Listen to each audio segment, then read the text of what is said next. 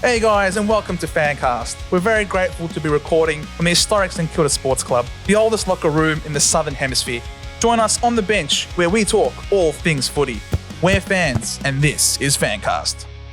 G'day FanCasters, and welcome to another episode here on the pod where we have a proper footy chat without being sick.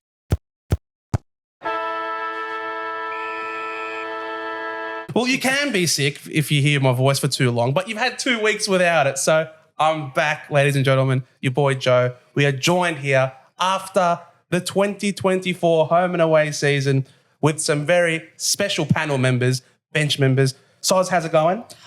Very good. I love it. I'm really happy to be back on my favourite podcast. Yes, we've done it. Anna's off, so I is off. decided to take her spot. Our resident St Kilda fan. Always need to have a Saints person in St Kilda. Yep. Thoughts are with you, Anna. Hope you enjoyed your holiday up in Greece. Moors, how's it going? Well, fantastic. Monday Blues. Playing finals. He's playing finals. The only one here out of all of us. It's good. Good to be here. And obviously the second best podcast after the Monday Blues. Very nice. I like it. Not too bad. Ripping the boys. That's it. Jez, how's it going, man? Doing well. Nice to be back. It's been a little while, but Joe's been sick. I've been sick too. So nice to be back on the pod. I mean, it's hard not to be sick when you're watching our two teams play at the way the league's end, man. It's been a rough patch being a Bombers supporter and a North supporter.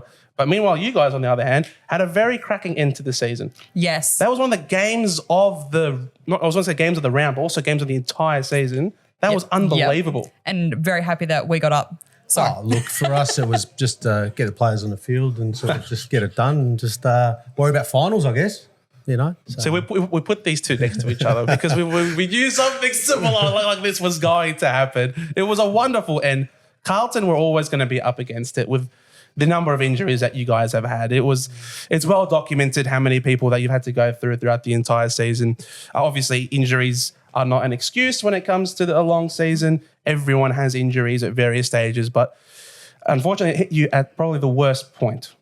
Yeah, I think for us, it was kind of, I know it was obviously towards the tail end of the year, but sort of at the start, we'll hit a little bit and questions start getting asked of Mr. Andrew Russell. But soft tissue ones are a bit concerning.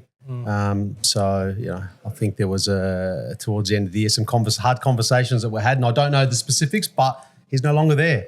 So I think that speaks volume. But I tell you what, real keen to get some players back to go to Brisbane and hopefully get it done. Hopefully get it done because I thought they were going to get it done on the weekend. I thought St Kilda were running out of legs at the end. Never in doubt. Probably. Well, so I was full of doubt, especially when they hit the front. When that goal came from, was it Moya or Motlop? Who put you guys in front? Good question. I was too. One of the M's. I was actually, but at that point, I wasn't actually in my seat anymore. It would have been, I think it was Motlop towards the end. He kicked one in the last. It might have been Motlop. And at that point, I thought, oh my God, Carlton are going to do it. But They came hard in the fourth quarter. They did. But that was guts. Guts. From Jackie Higgins. Guts. The snap of the, I couldn't believe it. Veins, yes. It looked like it was missing. 30 seconds to go and then snaps it from like 45 out. Oh. That ball curved so much. I thought he was playing in the doggies game. Did you see the wind? Yeah. I thought that's what happened at Marvel. Someone's turned on the fans. Someone and it was turned going on out, and then it full went back blast. in. Full blast. I don't know. Some gust The of wind. Marvel gods were with us. I didn't think he would make the distance.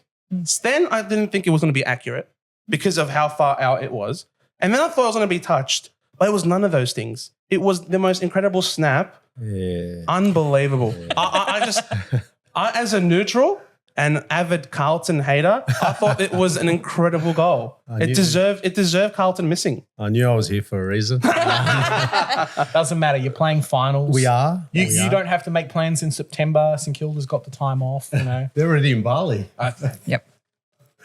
No, but seriously, how did you feel after the game? What was the overwhelming sense? I tell you what, like for me, a couple of the other boys were sort of like, and as Voss was sort of, put the Port Adelaide scarf on and let's go, Yeah. But for me, I think it took a good, I just said to you before, it took a good couple of days. Like just today, I've sort of come to terms with, we are playing finals. We have been hit with a lot of injuries. Things haven't gone our way, and maybe it's time things do. So I'm a bit more optimistic now. I was not so optimistic after the game, and I was probably Team Fremantle thinking sort of, you know what, things need to change within the club. We need something to shift because we can't keep doing the same thing over and over and expecting a different result. So we'll put it down to the injuries. We'll put it down to we get some players back. And Who's meant to come back? Well, we've definitely at this stage got Charlie coming back. Charlie who? Charlie Curnow. Come on, mate. Serious or what? Let's be real. I'm clearly Let's be joking. real. I'm clearly taking the P155. Back to back. But, you know, yeah, he didn't have his best year, but still almost won a Coleman. So, you know, I've been one that's been on his back. I think his body language and bits and pieces throughout the year haven't been good. But then the question gets asked again, injury. It's been the biggest thing that in the Carlton Football Club for the whole year that's been asked. So, yeah, hopefully Charlie comes back. Harry Mackay will come back, and the question around Zach Williams is definitely there as well. And then the kids, you sort of touched on Moya, Lord, Binns. They did fantastic, stellar jobs on the weekend. They did. So there's a big task ahead if we get some fit players coming back of who goes out and who doesn't make the trip to Brisbane. So, you know, exciting times ahead. Pretty fair to say that you're a bit happy that Freo was playing Port Adelaide and not North Melbourne, because otherwise we wouldn't be having this conversation right now. Yeah, Vossi put his Port Adelaide scarf on straight after the game and was all about it. I wasn't a big fan of that, to be honest. I thought, you know, we should have had it on our own terms. But nonetheless, we're there, and we were lucky that it was Port Adelaide, and they were trying to secure that top 2 spot as well. So I think they already had. I thought they already had second spot. They did already. They just simply had to not lose by a lot, and they would have held on to second spot. I thought at that point, just by virtue of where they were on the ladder, already having been second, that they weren't going to risk injuries. Plus, then they got more injuries in the game, and I thought, oh, they're going to ice everybody out now. They're going to just calm it down, take it easy. Finals around the corner. Let's not risk anyone. But no, I was really impressed with Port Adelaide's endeavour. They really wanted to win. And after that game, as a neutral enjoyer of football, it's probably better that Carlton did make it instead of Fremantle, because if Freo was in the finals, they were going to shit bricks anyway. Yeah. Because they were fumbling everything. They were genuinely fumbling everything. Like, there was no pressure at times. They were just simply trying to handball to the person next to him or kicking someone next to him. And they gave up so many goals because they had zero composure. And they're at their home ground. At their home ground. Nearly a full stadium of Freo fans. Yep. And they just... Who were up and about because they obviously saw Carlton lose before. And you could see the footage. I know Fremantle as well, their social media team, posted up. All the people were happy, excited. The Freo fans thought they were playing finals. You thought wrong. You shit like the rest of us. Well done. That poor, like, have you seen the picture of that 104-year-old lady that's like, oh, I wish Freo's going to play the grand final on my birthday. I'm like, I'm sorry, Grandma. It's not happening this year. Maybe next year, hopefully. At Maybe 105? never. Maybe never. Don't say that. Freo, 30 years of mid. 30 years of mid. You say that, but they had equal most number of people in the All-Australian squad. yeah, true. that's true. Yeah. I can't explain that. Where are they now? Yeah. Not playing finals. Where were they on the weekend? Were they even playing? Where were they on the weekend? Exactly. 100%. So, I think there are teams that it's the mental thing. It's a real strong mental thing. And I think that's why St Kilda has room for optimism going into next year. Yes. Because of the fact that you've got teams who have a chance to play finals, shit bricks. Then you've got teams like St Kilda who, despite not really having much to play for, still willing to stick. Who was it after the game that was saying that you could play for draft picks but stuff it? Mason Wood. Yes. And he's right. Stuff the draft pick. It's all about character building and culture. Yeah, I agree. I say we have a great list. I back our boys. I don't care what anyone says. A whole team is A graders, and who cares? We could have got like the pick 5 and potentially pick 6, but whatever. We'll get 8 and 9. We'll take anyone on and have a nice family. I wouldn't say the whole team is A graders. Okay, we're going a bit far here. I agree. There was one man. Well. There was one man. Who's the one man? Riley Bonner. Riley Bonner is S tier, not A tier, mate. Riley Bonner is the reason why St Kilda didn't make finals this year. Well, now he's been delisted. Don't Perfect. need to worry about him. Thank There you for you go. ruining our season, Mr. Bonner. Wow. That's your punishment for missing St Kilda the finals. You delisted, mate. It's pretty harsh to put it on one guy. Come on, Soz. So what happens to him? He goes to another club and gets in the AA, or Absolutely is not. that typically what happens? No, he had to play for Essendon. We'll have to play for Essendon to do that. We give up Massimo D'Ambrosio, and then he becomes all Hey, you Australian. guys So just lost Heppel, so you've got space in the back line now. we can trade for Massimo. No, you get Bonner in there. No, fuck Bonner. We're not going to get Bonner. We're not that desperate. We are not that desperate to get Riley Bonner. But you guys ended the season so well. Do you feel, and you're positive about next year, you love your team, you think you guys are going unbelievable. Yep. Are you a little bit disappointed that it took so long for you guys to start putting all those wins together and miss out on the finals? See, there was two sides to the season. I feel like there was teams that were winning at the start of the season, like Carlton, your team. Sorry, North didn't get any wins. And then there was, and we fumbled at the start. And then the second half of the season, while you guys were on your losing streaks, we just kept pumping through. And I feel like we brought our team together throughout the season. We still have a very young list. A lot of them are in their second year. So I think we really got the coherency, can't speak, together. And yeah, we brought it back. And I'm really excited for our future. Like, we did have a lot of injuries at the start of the year too. Mason Wood was out, and we had Liam Henry out. Oh, Max King was out for most of the season. Yeah. So I think the future's bright at St Kilda. Yeah. And second half of the season, we beat Geelong, Sydney, Carlton, Essendon. true. Yeah. A lot of We're good. people beat Essendon in the second half of the season, though, to be fair. Were you there for that game when we beat you? No, I I think wasn't. that was- I wasn't there. I wasn't there, fortunately. I knew that we were screwed. I didn't even watch the game. I wow. knew we were going to get killed. That sort of supporter then. I see. I know the boys so well. I'm the one who serves them breakfast. Ooh. And I could tell inside, oh, poor baby. Maybe that's didn't a sleep problem. well. What are you feeding him? Poor baby didn't sleep well last night. I could tell he's woke up on the wrong side and was going to get smashed, and that's what ended up happening. That's why every year Joe and I, we do like North Melbourne versus Essendon game. Because he normally shows up and Essendon normally wins. So we know who's happy my God. happy that day. and who's Don't not. paint me as a fair weather supporter. I've had nothing positive to support since 2004. My greatest Essendon memory is 2009 Anzac Day. You guys want to talk about, I got 1995 and I think I was 8. So we'll just go with that for now. I have nothing. I have two missed Come on. premierships. You've got Jack Higgins. We do have Jack Higgins. Came from Richmond. Came from Richmond. That's true. Born and bred, not you've, St Kilda. You've made grand finals. Yeah, we made 3. That's how good is that? Irrelevant. Yeah, we lost Irrelevant. One of our fellow podcasters on the Monday Blues refers to your mob as the irrelevant FC, unfortunately. So Sounds like something a Carlton fan would say. What about North Melbourne? What do they call North Melbourne? Well, they've done us over in '99. I've actually got a soft spot for North Melbourne. I don't mind North Melbourne. There you go. Yeah. No one hates North Melbourne. Yeah, How can you hate? How can you hate someone who's It's- always getting the wooden spoon? Couple of free wins every year. Should be like, hey, North Melbourne this Exactly, week. we I'm like excited. North. Bring up the crowd numbers for the opposition team. We're set. Plus, the good thing about North Melbourne also, I think every opposition player likes North Melbourne because North Melbourne will always offer big bucks Yeah. at certain players, That's how it works. which forces their team to pay up even more. So Yep. opposition players like North Melbourne as well. There you go. Or we put up the price a bit, and then Ben Mackay comes over for a bunch of money, and then he's happy as well, even if he leaves.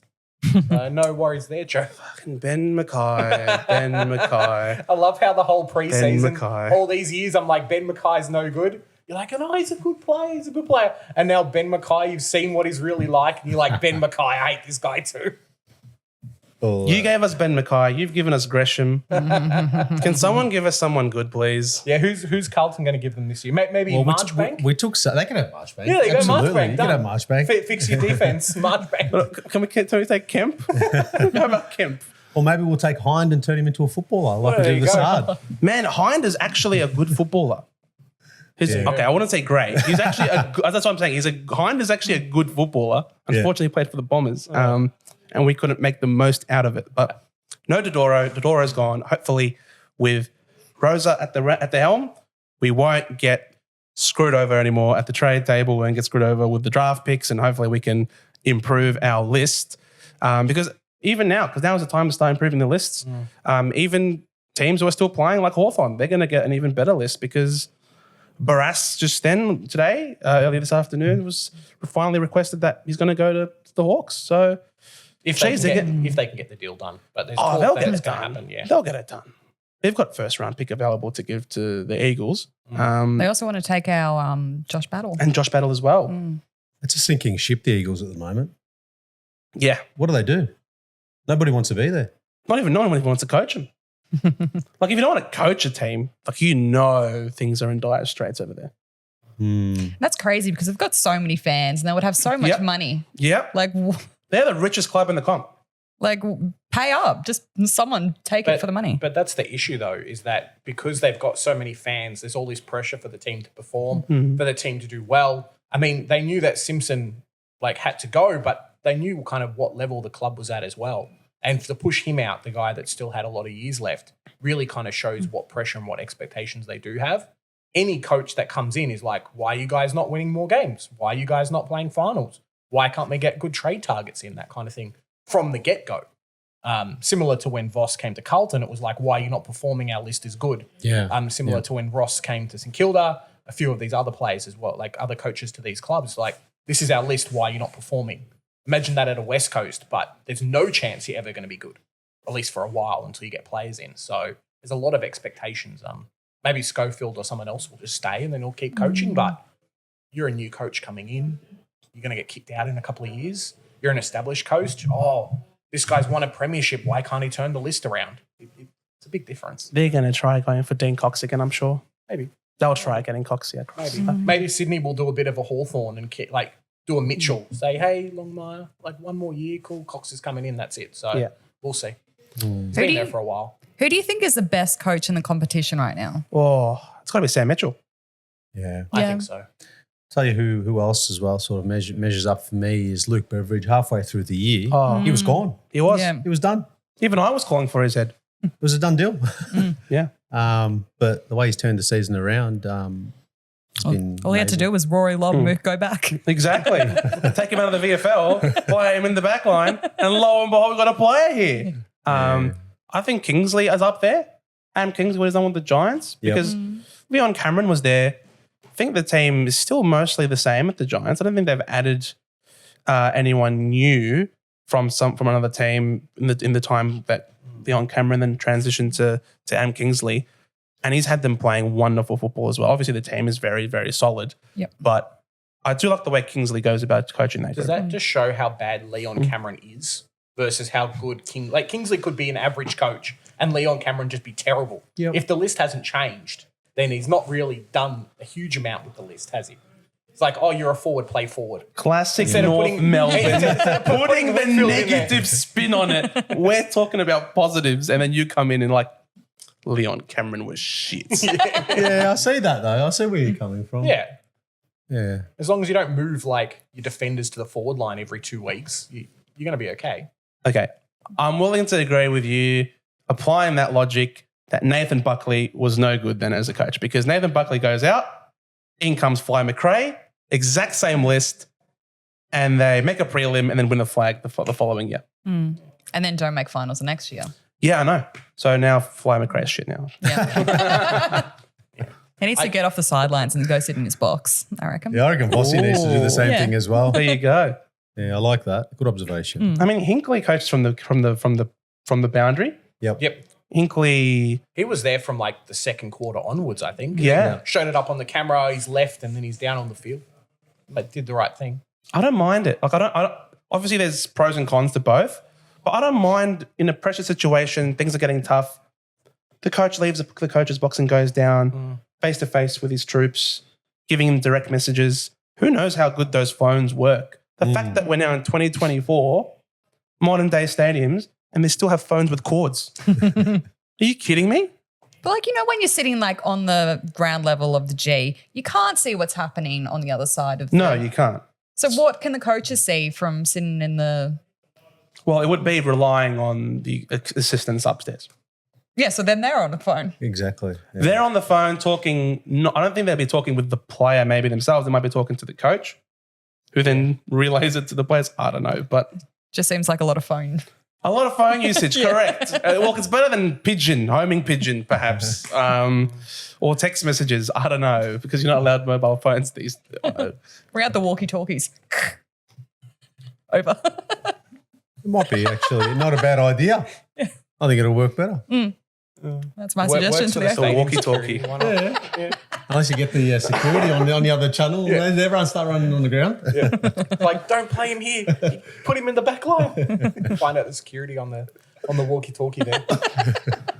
Mate, speaking of security, it's not quite security, but maybe a little bit of security. Security needs to up their game. You can't be allowing fans to be throwing water bottles at the umpires. At the umpires. Like, come on. Like, it was so crazy watching the game, and they cut to the boundary line, and the commentary team is talking about a substitute happening with the goal umpires. Like, what did you have to do to have to get subbed out from that role? And then until they show the footage, and it's like, holy crap, that was no good. Yeah. Because the story started out, I think it was in the Blues cheer squad area, right? So originally people saying, it's a Blues fan throwing at the umpire, or the umpire's been crap this game. I think heading into the second quarter, it was like 8-3-1. It was 11-1, actually. 11-1, a lot of fans getting cranky. And then the story comes out, it's a St Kilda fan that tried to throw it at a Blues fan, but then missed and then hit the umpire. So, yeah. I did not know that. Yeah, that's what they reckon. You won't see any Saints fans in the Blues cheer squad. I'm sorry. That is a scary place. We wouldn't let them in there, that's No. for sure. But there's been a few stories that have come out of that. But again, we don't condone any of that, especially in our game and in any game. Yeah, so Correct. It's something that we are dead against. They're doing their job. Sometimes they don't do the best job. Yep. And sometimes you get that in anything. But it's definitely a no-no. I think it was really good that the Carlton cheer squad made a statement after saying that they don't condone it. They're passing on all the news that they have. So it's good that you're working together. Get the Neighbourhood Watch on full alert. All of the ethnics, all ethnic grandmothers calling. I see someone with a water bottle. Could be him. Get onto him. But yes, so it's thoughts and prayers with umpires in general. We are very quick to bash umpires and to criticize them for very poor jobs because it is front and center all the time when it comes to this great game of ours. So we don't want to make it any harder to attract more umpires and better quality of umpires by making their job unnecessarily more difficult than it needs to be, because the AFL does an incredible job in making the rules next to impossible to adjudicate all the time. So a little bit of sympathy, rare sympathy from me towards the umpires, but I will give it to them at this point because it always seems to be there's a rule of the week all the time. Did anyone notice a particular rule of the week this week? Yeah, just give everything to the other team who's playing against Carlton. I like that rule. Nah, your last quarter, you had like 8 free kicks. They had to even it out. I mean, what else are they going to do? We're coming in, I think it was 12-1 at one point, and I think that's when the bottle got launched, but that's another story, as we know. And then, last quarter, when the game was done, they evened it out. Look, free kicks don't need to be evened up though. Oh, they have to do it at the end of the game. When I look at the stats and I go, hang on a minute, 30 free kicks to 1. But if one team is giving away more free kicks than the other team, you're not supposed to just start concocting up other free kicks to give to pay against that team. Yeah, but they need to be there initially, right? I mean, we got the raw end. Let's just leave it at that. It was not good. It was not Must good. have not paid your bill this week. Yeah, well, that's probably what it was. I'll tell you what. Ran out of paper bags. Yeah, well, they don't want us in finals, but guess what? We're in the finals. Too bad. Yeah, Freo did the Speaking of umpires, right? Razor Ray's retired. Yes. How about that? That's I right. don't know if we'll ever get another personality like him. I sort of don't want another personality like him. You have AFL personalities, you have coaches, but very, very rarely do you have a personality that's an umpire, right? We had like a Lenny, that lady umpire for a while, but then, Razor Ray's probably been the only one. I don't know if that's kind of his doing, making a name for himself with kind of Razor Ray instead of just Ray. But, I wonder if we'll ever have someone like him again in the AFL. I hope not. No, you reckon? Because I feel like if you get to a point where you know the names of the umpires, that's not a good thing. I feel like umpires genuinely need to be anonymous, out of the play, out of the from picture. Dave Roden, right? Yes, he needs to just smile. Roden, just smile. Exactly. Just smile all the time. Colgate needs to contact David Roden and get him on that commercial. Not Petrarca and Heaney. No, That's a dumb commercial for Colgate. Petrarca. Petrarca, Heaney, like Petrarca just gets a screamer taken on him by Heaney and Heaney's there smiling. And that's Colgate's commercial. It's just like, I'd feel very hard done by if I was Petrarca too. Friggin' demanded trade, mate. Get out of there. Where's he going? Let's be real. Who can take him? St Kilda. You can have him. What is St Kilda offering Melbourne for Christian Petrarca? Jack Steele. Some money. Some money. We've got a bit of money. Here you go. Take all the Paper money. bags. Yeah. Take all of the money. Jeez. Nah, there's going to be a trade. He's got 5 years on his contract. What are you going to pay? We got nothing. So money. So you can't take him then. Maybe no, I don't know. Unless he wants to leave. That's why he's asking for a trade. Because he wants to leave. Did he actually though? Yep. Oh. Yeah. I think the trickiest thing is like any team at the moment, unless your first round this year has been given up, you're going to be able to do 2 first rounders. So you'd assume his age and demographic and whatnot, he'd want to go to a competitive team in Melbourne. That's what they're saying. So potentially a St Kilda, if he thinks you guys can jump up the ladder. There's a Carlton. I know there's been talk of Collingwood and a few others. I want him at North, but obviously he's not going to come to us. So. lol. Of course. I mean, everyone wants a 28-year-old guy who's a gun midfielder, right? We just have to make sure he doesn't go to Hawthorn. Yeah, that's probably the big thing. Where he's going to go is probably anyone's guess at this point. If Melbourne kind of stay as staunch as they are with him and say we're not going to trade him, there's potential he doesn't go anywhere. But I think he's going to be traded. It's going to be really awkward for him to come back pre-season and just be like, oh, I'm still here. Don't you really think? Do you think at this point now, Melbourne feels so dumb for not trading Oliver last year? The president's come out and said, hey, we're not trading him. Gary Lyon's come out and done it. So, yeah. I think Oliver should have happened. It would have made this decision so much easier as well. Yeah. I think. Petrarca might have stayed. He might have not had this culture issue, you know. He might have some negative feelings. I'm just speculating, of course. But, of course. Where there's smoke, there's fire, as you would know, being a fiery, you know. And there's just a lot, like something has to give. Something is happening. If media reports coming out all the time, there needs, something's happening there that the players aren't happy about. Yeah, absolutely. So, I mean, wherever he goes, like he would be a great fit for the Saints because you guys do need a midfielder, another gun mid for sure. Like he would be the perfect what the doctor ordered. Like if there was a football list manager doctor and St Kilda goes in there, fuck, what do I need? You need one Christian Petrarca. Yep, definitely. That's what it is. I think definitely with St Kilda, with Brad Crouch, like a couple of years ago, he kind of filled that stronger mid type player, but you haven't had him as much recently. Yep. For Petrarca to come in, I'm not saying maybe the Blues, whoever, but does fill a good need there in the team. Could be the Blues for Harry Mackay. No chance. What is this? What are these whispers, heard mate? that rumor going The around. thing is, I've heard Chera as just well. because all these other teams' seasons are over, they want to start talking about trades. We're not there just yet, right? We've got this finals campaign. What's finals? You've at least got What's one a finals? week. One week left. Give us the 1 week. Yeah, we'll take one that. week. We've got a week break, which sort of that goes towards it, right? That's true. It's a week we've and a got half. Two weeks, yeah. All right. So we got that. I don't think Petrarca's a fit for us. I've got 2 concerns with him. Number one, the injuries he's just sustained. It's, it's quite He was relevant to- life-threatening. Yeah, so it's kind of like a high-impact car accident, right? And you're talking elite level footballer. He's been at that elite level for, 5 years or whatever it's been. So can he come back to his best? I don't know. I'll ask the question. Maybe, maybe not. Is it a risk we're willing to take? And, I know there is talks of Harry and all that.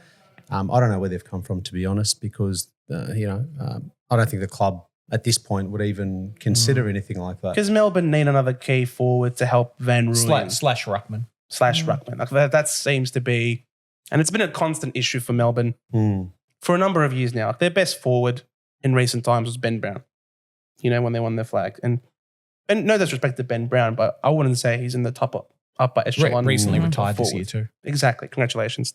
So, that's where the Harry Mackay discussion. I'll give you one. Pitternet signed for 5 years.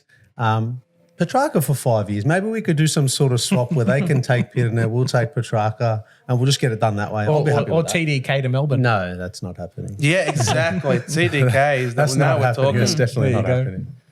No. Can we see TDK come back to his best? He had a serious injury. Well, it's a foot. I think he'll be right. It's a foot. You need feet to play football.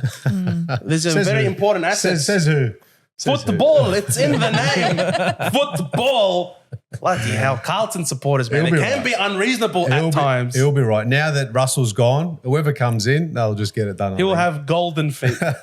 Both of them. He'll kick with his head next time as well. Who knows? Yeah. So, Whatever it is, it's going to cost players. It's going to probably cost 1 to 2 firsts at a minimum. So, yeah, kind of just fits in Mint's Melbourne's market. But Petrarca say he wants to go.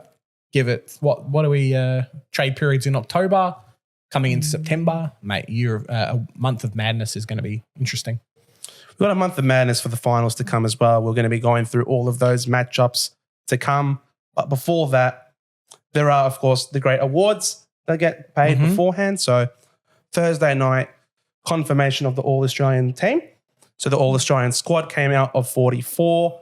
Few names were a bit stiff to miss out. I know you're a bit upset about a Rowan couple Marshall. of yours. Yep. Rowan. Yep. Absolutely robbed. But not just biased, but he is a very good ruck. He had the highest fantasy points and he was kicking goals. He was doing everything. He was an all-round player. And that's what you need in an All-Australian, to be all-rounder. That's my take. That's your take? Do we agree? Do we think no? I think Marshall did come good towards the tail end of the year. I'll give him that. But you got the likes of Cherry. I'm going to give you that. He has been fantastic. He's a And good he's in player. All-Australian form. And a position with the ruck, you can't get, it's not a midfield where you can plonk him in a half forward and put him in there and see how they go, in the All-Australian. You can't go past Cherry and you can't go past Gorn for me. So, yeah. Look, he's definitely third for me, but he just misses out. He missed out behind Darcy Cameron as well. Darcy Cameron from Collingwood got a nod. Yeah. Would you put Darcy Cameron over Rowan Marshall? No.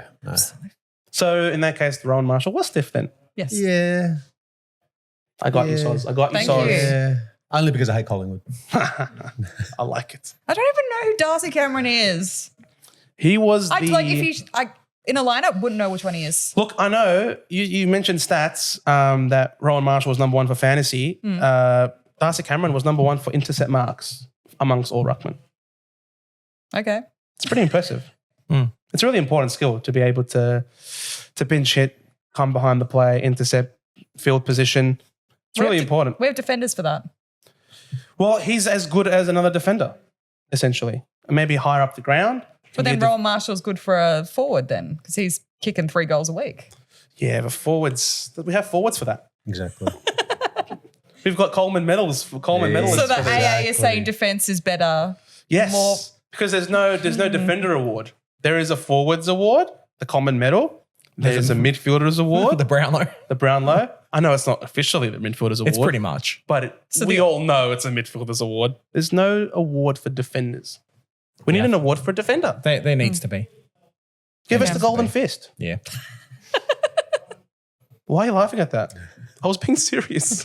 Now you're making me doubt myself. Wasn't that from one of the... It was like You should know this. The footy show. He was yeah. St Kilda. R.I.P. I know more about him than G does. I'm young. Yeah. I mean, there was a couple of other players there. I think Sam Flanders definitely was very, very hard done by. Yes. I mean, if we're talking fantasy stats, the guy was a beast. He was a great beast. Playing everywhere. I know that we've spoken a little bit off air, and I think the fact that he does play everywhere means that maybe there's a case for him. But some players were picked in that squad that shouldn't have been there over him. I mean, Sam Collins, key defender. I forgot this guy even had a season. There's a few others there in that list as well. But pretty happy with Sheasel and Cherry for a North Melbourne side. Yeah. Yeah. We had Zach Merritt. I mean, that was Yeah, fair. clear as day. Going to happen. Ben Mackay misses out. Stop mentioning Ben Mackay. Okay, I know you're happy that you don't have him on your roster anymore, but Jade Gresham, the changer of your team as it was predicted. who predicted him was going to change our team? Essendon fans on Twitter. Essendon fans on Twitter are stupid. Essendon fans in actually will leave that. He met me and then changed his mind. Thanks, Muzz. I love you, mate. So So yes, All Australian gets finished up on the Thursday. We also got the Brownlow medal to come as well. Don't bother. Your Don't boy, bother. Pack it up. Give it to Cripps. Don't waste your time. he's up there, Yeah, but he's got competition. You can't just say pack it up. Who? Well, Dacos is going to be up there. Who's that? You're right. We're not talking Peter Dacos, even though he should get 3 votes almost every week as long as Collingwood are around. Mate, his seed is strong. We'll go with Nick Dacos. Hang out. Have you heard of Nick Dacos? Yeah, hang out. Yeah, absolutely. He's pretty good. Yeah, hang out. Can't get a hard ball, but yeah, okay. You keep talking. I'm going to pull up his stat. His guy is. I'm pretty sure. Again, he wears a Collingwood Guernsey, mate. I can't give him anything. Come on, mate. I know you hate Collingwood. I hate Collingwood just as much as the next Essendon supporter, but he's Nick Dacos. He's definitely been right up there, and he will push it. But I think Cripps has had probably one of his best years to date. My only problem with Cripps is that he has been phenomenal. I mean, in Supercoach, well, Joe and I do Supercoach. He's been scoring really well throughout the season, whatnot. But in his team, there would have been games where Curno's taken a couple, where Sam Walsh has taken a few, where there's been players that bits and pieces has poached. And he might score 1s and 2s, but not maybe as many 3s as a Dacos has scored across the board. Nick Dacos is elite for contested possessions, if you don't mind. Yeah. How old is he? I think that's really going to be the only problem. He's young, mate. He's only 21. Yeah, that's crazy. Like, He's only 21. You got another 12 years of watching this kid dominate the AFL. That's scary. Congratulations. Yeah, I think my prediction, if I had to do a top 4, in any order, as they say, Dacos, Cripps, Bont, and potentially a Neil. Yeah. So something similar to what we've had last year, I think. Yeah, I agree. Was Cripps top 3 or 4 last year? Yep. Yeah. So something similar again. I don't think there's been anyone, like you'll have players who will pinch 1s and 2s. Potentially Horn Francis gets one off a 9-possession game like last year. But yeah, I think there's probably the top 4 players this year in the league. The question just, I suppose, because it is a bit of a flawed system, the Brownlow medal as well. Because if you play for a good team, other people can steal your points. You can steal your votes. So you have to play for a team that isn't stealing a lot of your votes away. And that's been a big problem for someone like Bontempelli. Yep. So who probably Cherry's going to win deserves then. one. I reckon Bont deserves a Brownlow. He is that caliber player. He probably should have won last year, let's be honest. Probably. No. Yeah. I mean, Dacos would have won last year if he didn't get injured for the last 2.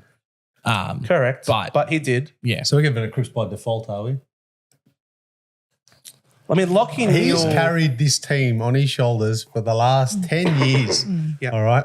So if anyone and he has a Brownlow to show for it. Yes, he does. And he'll have a premiership in the coming years. Maybe this year, hopefully. We'll see. I wasn't saying this 2 days ago. I can tell you that now. The life of an AFL team supporter, honestly. It's the hope that kills you, must. You know that. I know this. I know. Now, look, credit where it's due, definitely. Nick Dacos had a stellar year as well. And I think it'll go down to the wire. I really do. But yeah, I think Bont will probably be stiff. He'll probably... He'll lose a few to Treloar and a few other players. Yeah, definitely will. And that's the problem. And that's why Ollie Wines won his when he won it. You can't say Ollie Wines was the best midfielder that year. But because there was no one taking his votes, he got all the votes. Now, obviously, good luck for any Port Adelaide player to win a Brownlow with Butters, Rosie, Horn Francis. Yeah. It's not going to happen. No. The same thing with the Bulldogs. You got Bont, Libba, Treloar. You could probably say the same thing when Fife won his 2, right? Would have been a similar thing. Fife was the best player in that Freo team. Correct. They might have not been performing as well, but yeah, just what exactly. happens. So it's probably Cripps, Dacos, Neil and Bont, probably the top 4 best options. Yep. If Zach Merritt played for a better team and wasn't so susceptible to a tag, he'd probably be up there. Yeah. But you just know if you want to beat Essendon, tagging Zach Merritt goes a long way to achieving that success. Where do you think Heaney will end up? That's a very good question. Mr. Ineligible. At the start of the season, it was all he's the sure thing. He's the sure thing. He'll be 5th probably. Yeah, fifth or sixth. Someone else will be jumping in, but yeah, just outside the top 5, I think. He'll get 3 votes for sure for a lot of those early games. There was a few weeks in the middle where he didn't shine. Definitely gets 3 for that last quarter against Collingwood. That was unreal, that game. So he'll feature highly, but there's But a they big really red X. dipped in the second half of the season. For this sure. One, so Oh, they dipped massively. They lost by 112 points. Yeah, that was crazy. I still can't believe that. And they lost to Richmond. Yeah. yeah, that was probably a sign. That was probably like a red flag, just a little hazy flag that there was something not right. They're not winning the flag this year, are they? Absolutely not. I don't think so either. No. They can't. You're not writing them off, are you? I think it's very hard to write them off. I think in any day they're going to play well. Obviously, not being a Melbourne-based team, there's a bit of a mix-up that way. Yep. But I think Sydney's good enough with the amount of young talent they've got in the team that they can clasp with wins out of anywhere. I mean, if Amadi has a good week, he'll score well, and then a few of the other players too. And they have enough good players in the team where if someone's doing poorly, the rest can cover. Versus someone like maybe like a Bont or someone else in the Doggies team. If he's not doing well, they struggle a little bit. Yeah. I think Sydney, as long as there's not injuries in that game, should be okay. They're going to be tough to whoever plays them. Yeah, especially because they'll be playing, they're playing at home now. They got first week, they got the Giants. Yeah. I think they're out in straight sets, honestly. Oh, they could. It's tough ask. Giants aren't going to be a walk in the park too. No, So they they'll are bring it. not. I like the Giants. Yeah. I like the Giants a lot. Should The be a good orange game. team. They're Yeah. very good. You like the Giants a I lot do. too. I love them. You came here in orange attire last time. But I already said last time I was here, I was Team Hawthorn, and that is where I'm sticking. You should have come in Hawthorn attire. I still haven't bought it, okay? I'm getting there. Still haven't bought it. All I right. need to buy a Hawks. Jump on the bandwagon when they win the premiership. Be like, oh, I'm a Hawks supporter. I live in Hawthorn. I am They'll all sell Hawthorn. out. Yeah. Well, they were definitely, I guess you might say Hawthorn were the biggest surprise packet this year. I think everyone had them penciled for bottom four, considering how hard they culled their senior leadership. And yet, despite being 0-5 at the start of the year, they're now playing finals football. It's crazy. No one saw this coming. No. Well, at the end of last season, they were starting to get some wins. Yes. I think They beat Brisbane, right? and They did. Collingwood, Yeah. I want to say. Yep. Actually, now that you mention it, it was an early episode that we did here on the pod where I said that I was disappointed in Hawthorn that they didn't take those next steps that we saw at the end of last year. Well, they did. And then they did. Yeah. So you're welcome, Hawthorn, for listening to me and taking my criticism on board. Are there any other surprise packets from a positive perspective at this point that surprised you this year? Any teams took you by surprise? I don't want to say it positively, but Geelong. You can say, yeah. Oh, okay. Yeah, that's I a thought good- they were good going one. to drop off there. Yeah. I've gone over them. I thought they were done too. They just seem to keep coming, and they're scary. I was talking to one of the boys earlier on saying that if they roll Port, they're a real chance. They're experienced. Yep. They got the mature heads. They can get it done. So watch out for Geelong. Yeah, I think for me, the top six are probably set as to who I thought it was going to be.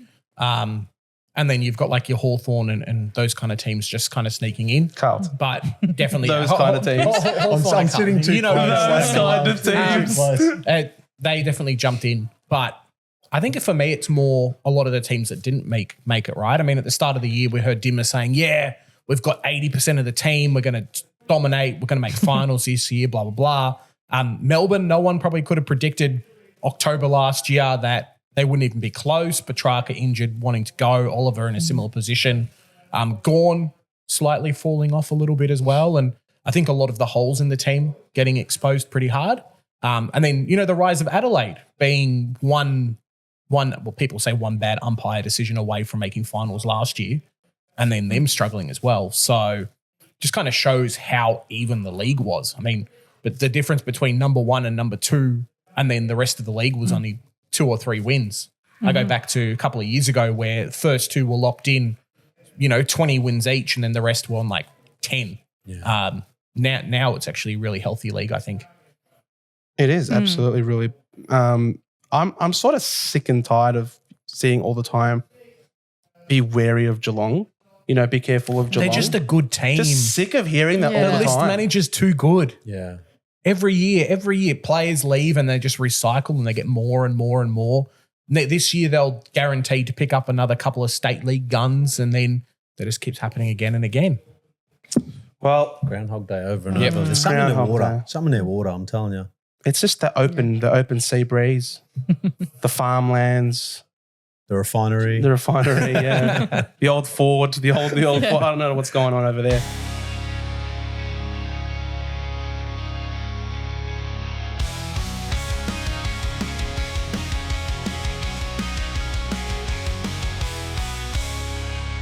Okay, FanCasters, thanks very much for coming back. Hope you had a wonderful break.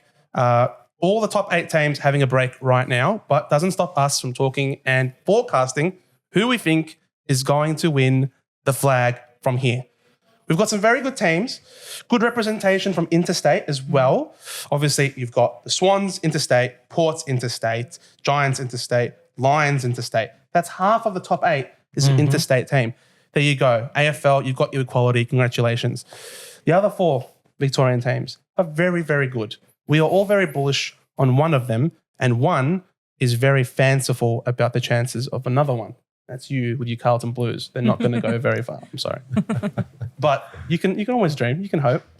Let us have it. Let us at least dream for the next 2 weeks. How's Well, that? I'll let you dream.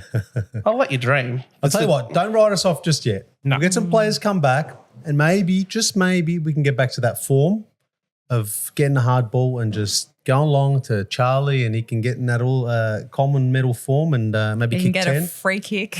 Oh, Yeah. Free kick, please. Kerno. Exactly. Free kick Kerno. Now, I've got to say, Kerno works so hard. He's always moving. He's a tough matchup. Like, there will be some that you just say that shouldn't be paid. Yep. But it sort of makes up for a lot of the ones That that don't. he isn't paid. Yep. That ends up going. So look, he's a gun. You don't win that many common medals. You don't that many common medals without having some modicum of skill.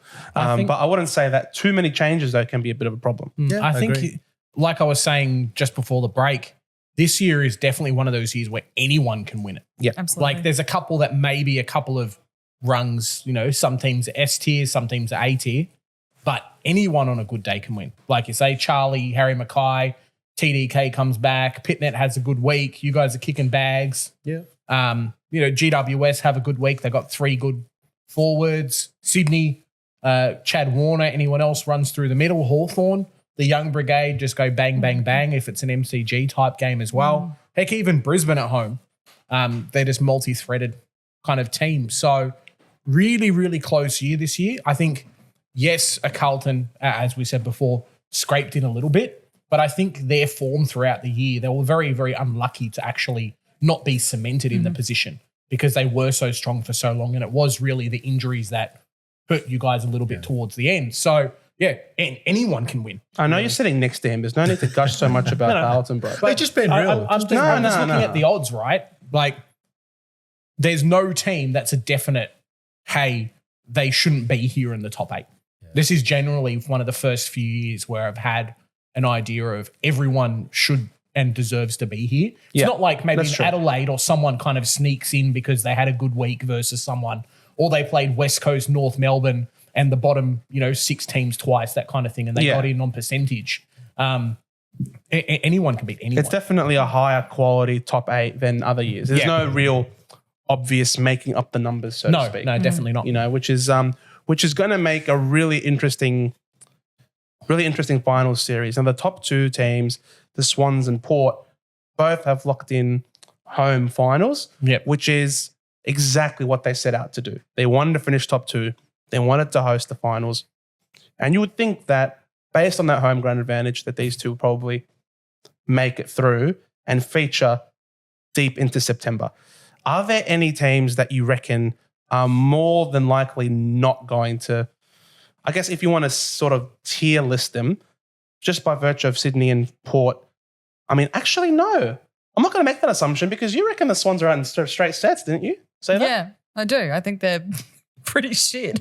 The Swans are pretty shit. They got smashed by 100 points. They lost to my team, who was riddled with injuries at the time. Who else did they lose to? They were losing heaps. They nearly lost to you guys. Yeah, almost. And that's saying something. Didn't they lose to Collingwood? Or... No, they beat Collingwood. Oh.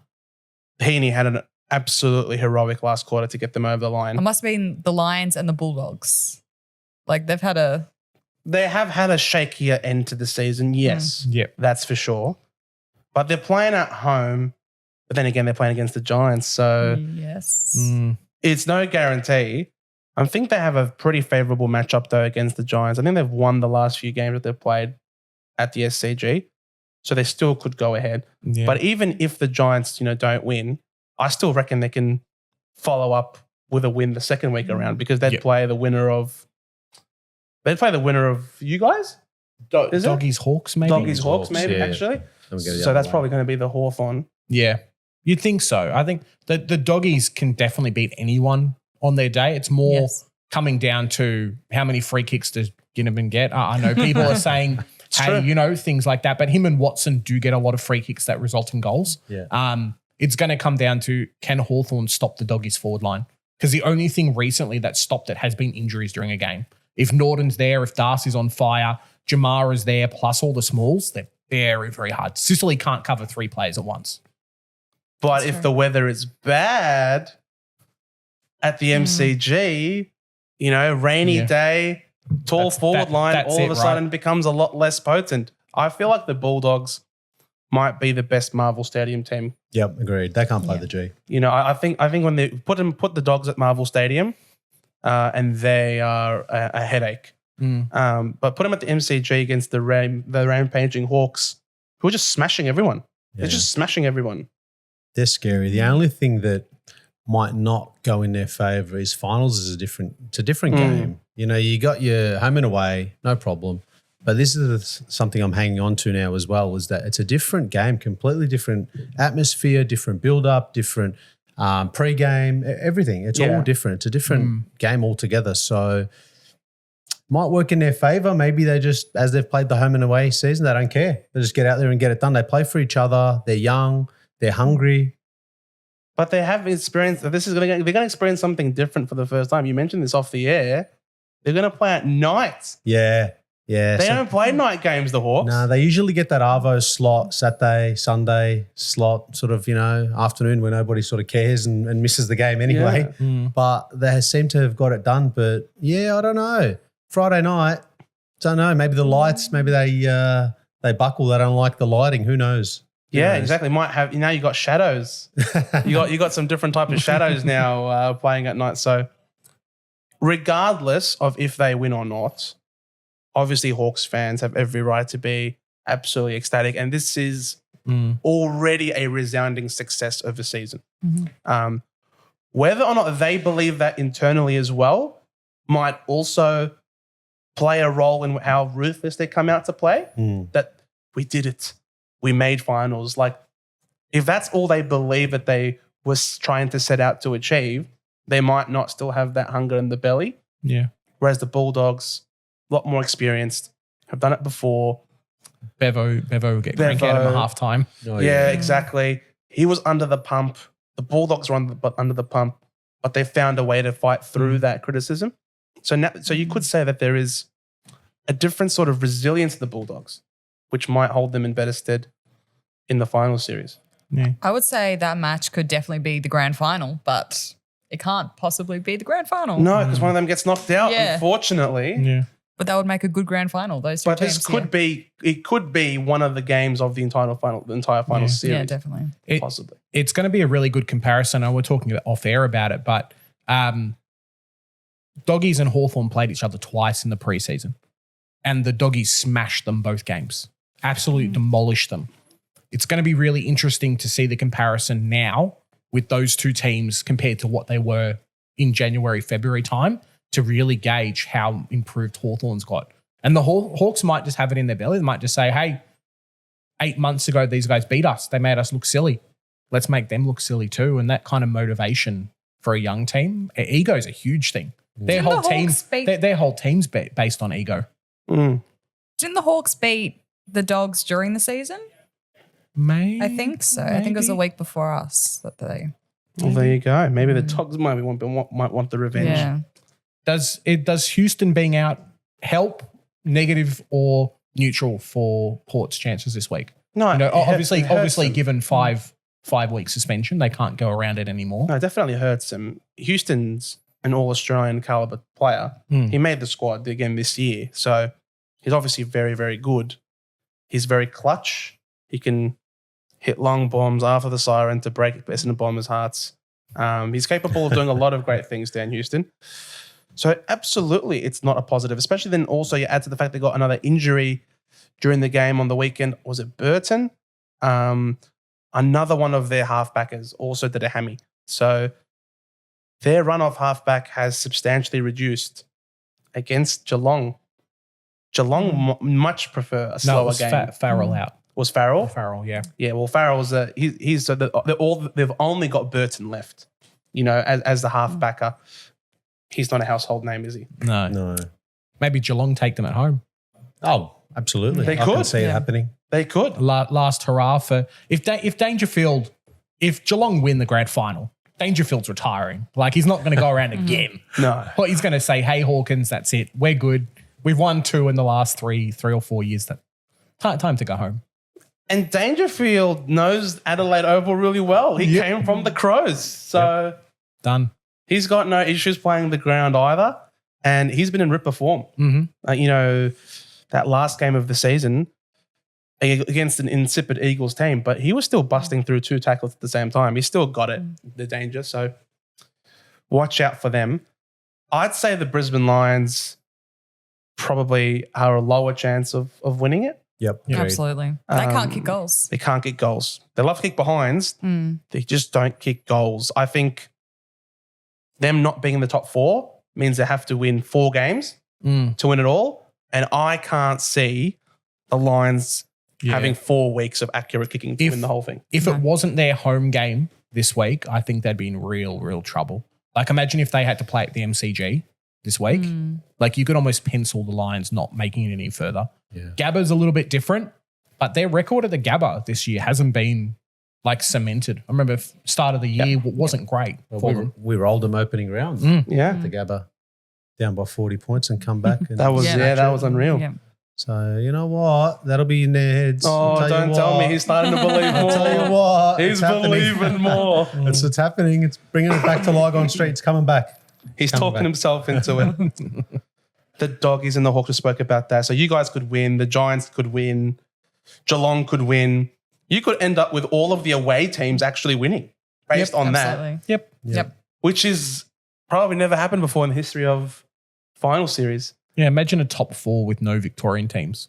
Be pretty cool. Like, well, we're just going to turn off the TV that week? Well, what's going to happen? No. Some people. It's a national competition. mate. Some people will. Some people are like, nah, my team's not in. There's no Victorians. Stuff everyone else. That's it. Jeez, I don't know. I'd hate to be that person because some of the best teams in it are interstate teams. Like, I love watching the Giants play. I do like watching all of their games. I thought Port Adelaide on the weekend against Fremantle were awesome. Yeah. I thought they were awesome. Just going away, home crowd. There was genuine excitement in the crowd trying to will their team over the line to play finals. But Port just didn't give a crap. Port was like Butters, Rosie, smashed it in the midfield.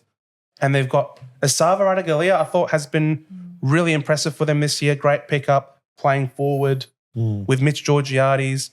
It's working. What they've currently got is working.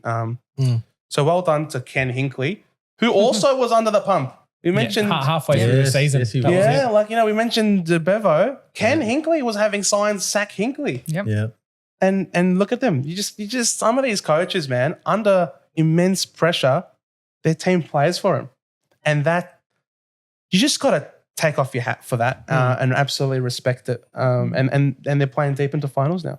Yeah. I think character comes out, under duress, right? Yeah. So, you're back against the wall and look where they're at now. So, Vossi was that position last year. Yep. Exactly the same. Halfway through the season. It takes a loss to Essendon to really catastrophize everything, doesn't it? That's where it all started. It's literally all where that is where the Monday Blues actually started, believe it or not. So we have you to thank for that. You're welcome. The Bombers just the gift that keeps on giving, man. In wins and losses, we can giveth, but we also taketh away. Ask me about all of my hopes and dreams. I'll say All right, we'll end it on a positive note. Like it's all been pretty positive as it is, but we'll go across the bench. What has been your favourite moment during this 2024 home and away season, Jez? It can be a North Melbourne thing, but what has been what was the best thing that you saw this year? Bit left field. Sure. Michael Voss today tackling stolen car kid at the front of the coffee shop, and then the police coming everything, and they're just being like, yep, yeah, no worries, I'll just go back to my coffee. That was it. So yeah, it just kind of shows like the character of somebody outside of kind of football and all the turmoil, everything like that. You know, there hasn't been too many good wins and losses for my club, so picking something else. Wow. Yeah, it's pretty cool. Damn. I like it. Yeah. I've got two. Your favourite thing that you saw this year? All right. Probably Nick Dacos getting injured and not winning the Brownlow. Can we go with that? Is that a good one? Oh boy. Is that a little bit... Oh boy. We'll go with that. What's his views? Are purely his own. Do not represent FanCast or this bench. Yeah. No, I'm just kidding. Actually, no, that's true. That part is true. But seriously, when did he get injured this year and miss the Brownlow? Well, he's not winning the Brownlow, that's for sure. We were literally just talking about before about how he could win the Brownlow. That's what you guys said, not me. Paddy Cripps has already got it. Set it at his house. Carlton supporters. All right. Give them an inch and they take a mile, Joe. His favourite moment this year was Nick Dacos' injury. There you go. All right. I know you hate the Pies. I can see how much now. Or another one. I'll give you one more. Give me one more. Andrew Russell departing. I like it. Carlton, their favourite moments are demises. This is the demise of other people. I love it. St Kilda. I liked when we beat Carlton. Jack Higgins. That was a super goal, the best of his career. You thought you had it. There was 30 seconds to go. You're like, this is ours. Easy finals. Ha, ha, ha, ha. We'll give you that. You give him that. My favourite moment of the season probably was when we beat Collingwood the second time around. I think this is the first time in I don't know how many years where we've played Collingwood twice and haven't lost to them. We had the draw on Anzac Day and then we beat them second time round.